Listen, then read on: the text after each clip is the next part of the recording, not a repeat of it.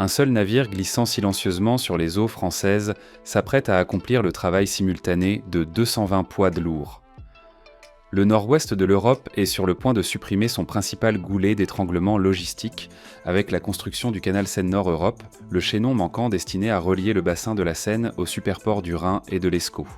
Pendant des décennies, la région a dépendu du vieillissant canal du Nord, une voie navigable étroite qui limitait le passage à de petites péniches et freinait fortement le commerce fluvial français. Aujourd'hui, portée par l'urgence climatique et par des milliards d'euros d'investissement, l'ingénierie transforme le relief pour créer une véritable colonne vertébrale fluviale à haute capacité, conçue pour retirer plus de 2 millions de camions des routes chaque année. Dans cette vidéo, vous allez découvrir l'état du chantier en 2026. La tranchée qui va traverser le nord de la France répond à des proportions rares dans l'ingénierie civile contemporaine. Le canal Seine-Nord-Europe s'étend sur 107 km avec une largeur en surface de 54 mètres et une profondeur constante de 4,5 mètres. Cette géométrie n'a rien d'un hasard. Elle a été pensée pour atteindre la certification Classe Quinq B, le standard de référence des voies navigables européennes à grand gabarit. Concrètement, cela signifie un espace suffisant pour le croisement bidirectionnel et continu de convois fluviaux composés d'un pousseur et de barges couplées. Ces ensembles peuvent atteindre 185 mètres de long, soit presque 2 terrains de football glissant sur l'eau. La logique logistique justifie l'ampleur du chantier. Un seul convoi de cette catégorie peut transporter jusqu'à 4400 tonnes de portes en ces temps lourds. Sur le réseau routier, cela correspond à la capacité de 220 poids lourds. Le passage d'un unique convoi efface des kilomètres de saturation sur l'asphalte et redéfinit l'économie d'échelle ainsi que l'efficacité des flux de marchandises à l'échelle du continent. Mais le relief français ne se laisse pas modeler sans résistance. La création d'un chenal navigable continu à travers collines et dépressions impose l'un des plus vastes mouvements de terre orchestrés en Europe depuis le percement du tunnel sous la Manche. Le projet prévoit l'extraction, le transport et la mise en œuvre de 57 millions de mètres cubes de matériaux. Le défi géotechnique est considérable. Le bassin est constitué de sols tourbeux et argileux, naturellement instables et chimiquement complexes. Pour éviter l'effondrement des berges et des têtes d'ouvrage sous leur propre poids, les ingénieurs déploient d'imposants murs de soutènement en terre armée. Des parois atteignant 13 mètres de hauteur sont construites dans des espaces extrêmement contraints. Les déblais boueux sont traités à la chaux afin d'être asséchés et stabilisés, tandis que des armatures synthétiques inertes ancrent les couches profondes. Le paysage est contraint d'absorber une structure conçue pour résister à des charges dynamiques élevées pendant plus d'un siècle. Le long du tracé, le terrain ondule, accumulant un dénivelé total proche de 54 mètres. Pour franchir cette succession de paliers sans interrompre la navigation, l'infrastructure impose un gradient hydraulique strictement maîtrisé grâce à 6 écluses de Monumental. Ces ouvrages fonctionnent comme de véritables ascenseurs à navire constitués de bassins en béton de 195 mètres de long sur 12,5 mètres de large, dimensionnés pour accueillir la flotte continentale moderne. La maîtrise des lois de l'hydrostatique atteint un niveau spectaculaire à Moilin. À cet endroit précis, l'écluse devra fonctionner avec une chute impressionnante, élevant et abaissant des navires de 4400 tonnes sur près de 30 mètres. Il s'agit d'un gouffre de béton armé, enfermé entre des parois massives. La vision à long terme du projet est telle que les emprises foncières autour de chacune des 6 écluses ont déjà été sécurisées afin de permettre d'éventuelles extensions futures. Si le trafic de marchandises atteint le plafond prévu dans les prochaines décennies, l'emprise nécessaire pour doubler les écluses est déjà réservée. Cette anticipation révèle l'ampleur de l'ambition. À un certain point du tracé, franchir le relief ne consiste plus à creuser davantage, mais à élever l'eau dans les airs. Dans la vallée de la Somme, les ingénieurs ont retenu une solution qui redessine entièrement le paysage. Le pont-canal de la Somme a été conçu comme le plus grand aqueduc navigable d'Europe, sur environ 1,33 km continu. Plutôt que de remblayer la vallée avec des millions de tonnes de terre et créer une barrière artificielle, le canal traverse le vide, porté par des piles massives. Le caisson en béton précontraint sera suspendu à près de 30 mètres au-dessus du fleuve, permettant aux cours d'eau et aux écosystèmes de continuer à circuler sous l'ouvrage. D'un point de vue structurel, la contrainte est permanente. L'eau exerce une charge constante et incompressible que la structure doit supporter, même en l'absence de navigation. lorsqu'un convoi de 4400 tonnes progresse dans le chenal suspendu. L'ouvrage est déjà dimensionné pour absorber cette charge supplémentaire, comme une autoroute aérienne portant des camions invisibles au-dessus d'une lame d'eau. Le choix de surélever le canal préserve les plaines naturelles d'inondation et maintient la continuité écologique de la vallée, illustrant une ingénierie capable de composer avec la géographie plutôt que de l'effacer. Élever l'eau constitue un défi structurel. La conserver relève d'un défi hydrologique. Chaque écluse profonde représente un risque de perte massive de ressources. Dans un système classique, à chaque descente de bateau, des millions de litres seraient évacués vers l'aval, nécessitant un apport constant. Dans un contexte européen marqué par des épisodes de sécheresse prolongée, un tel fonctionnement serait intenable. Pour limiter ce risque, le projet intègre des bassins d'épargne d'eau associés aux principales écluses. Ces réservoirs latéraux fonctionnent comme des paliers hydrauliques. Lorsqu'une chambre se vide, l'essentiel de l'eau n'est pas rejeté, mais transféré vers des compartiments adjacents. Au cycle suivant, cette même masse d'eau retourne par gravité pour élever un autre navire. Le dispositif réduit fortement les besoins en prélèvement extérieur et transforme l'écluse en un système quasi fermé, où l'eau circule selon une logique de recyclage continu.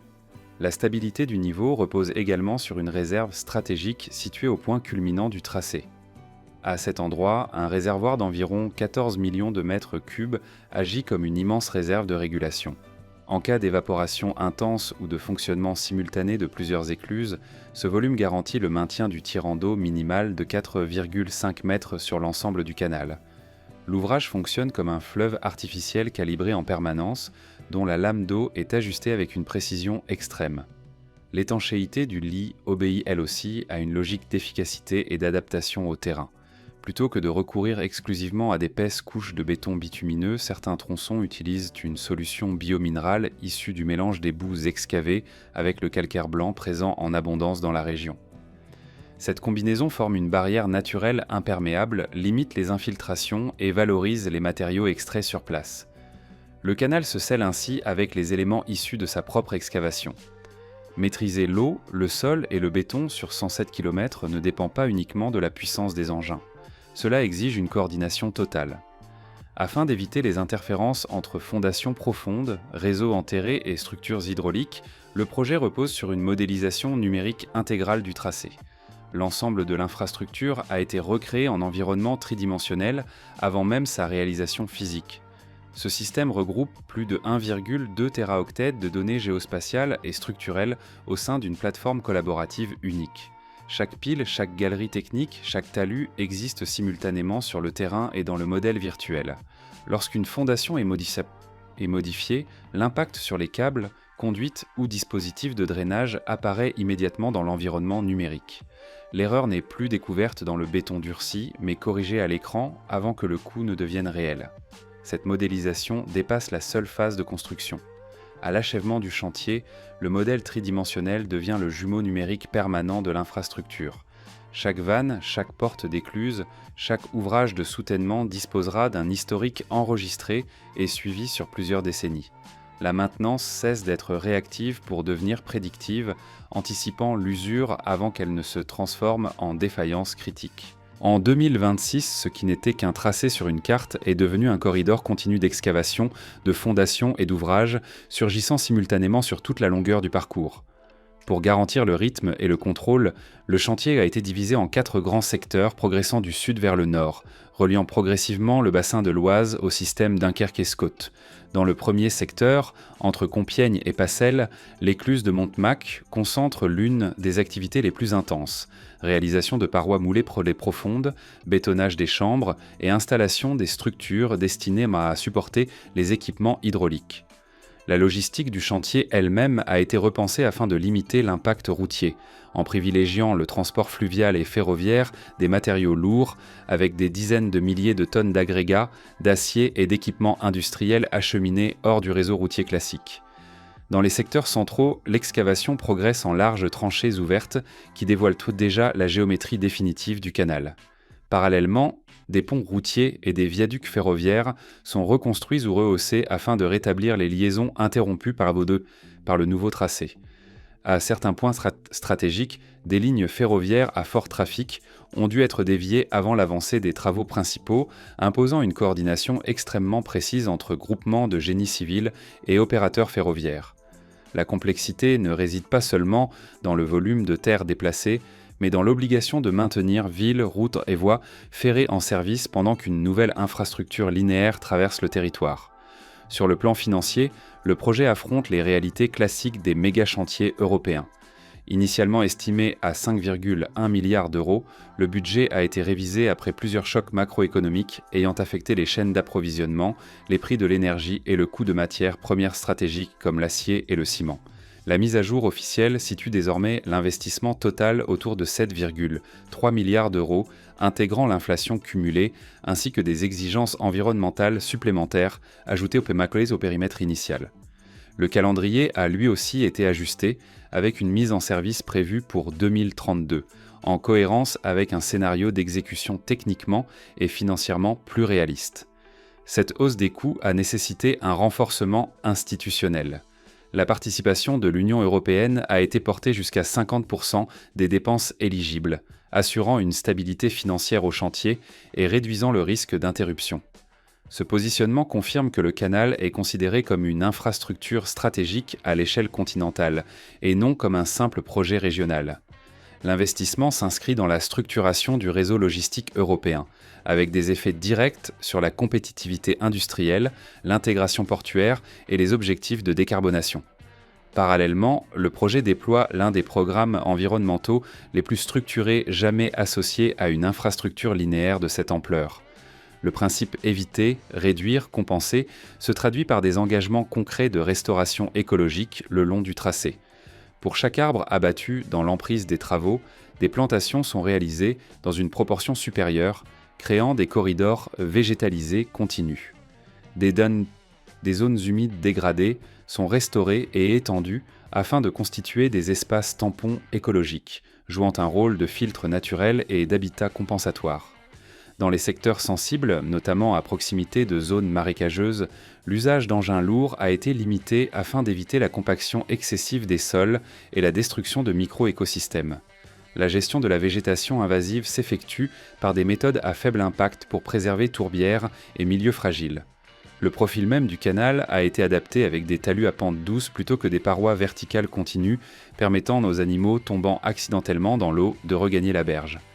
À pleine capacité, l'infrastructure pourra transporter environ 17 millions de tonnes de marchandises par an, réduisant fortement la dépendance au transport routier et renforçant la navigation fluviale à grande échelle dans le nord-ouest européen. Et vous, que pensez-vous de l'impact financier et environnemental d'un projet d'une telle envergure pour l'Europe ? Partagez votre avis en commentaire. Vous êtes sur la chaîne La Grande Construction. Laissez un like, abonnez-vous et regardez la vidéo précédente.